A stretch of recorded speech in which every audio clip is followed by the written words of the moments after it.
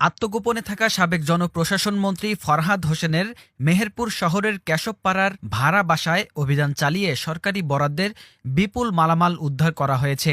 উদ্ধার করা মালামালের দাম প্রায় কোটি টাকা। বৃহস্পতিবার মধ্যরাতে মেহেরপুর সদর উপজেলা সরকারি কমিশনার ও ম্যাজিস্ট্রেট গাজী মইদুর রহমান এবং সেনাবাহিনীর মেজর জাহিনের নেতৃত্বে গঠিত টাস্ক ফোর্স এই অভিযান পরিচালনা করে। বাড়িটি মেহেরপুর শহরের কেশবপাড়ার সাবেক বিডিআর সদস্য সুরমান আলীর। অভিযানে বাড়ির 4টি কক্ষে তল্লাশি চালিয়ে বিপুল সংখ্যক শাড়ি, লুঙ্গি, চাদর, কম্বল, টেলিভিশন, কোরআন শরীফ, tiffin box, cricket, football, wheelchair ইত্যাদি উদ্ধার করা হয়, যার মূল্য প্রায় কোটি টাকা। উদ্ধার হওয়া মালামালের মধ্যে 2022-23 ও 2023-24 অর্থবছরে মন্ত্রীর অনুকূলে বরাদ্দকৃত ক্রীড়া সামগ্রী এবং ত্রাণের কম্বল রয়েছে।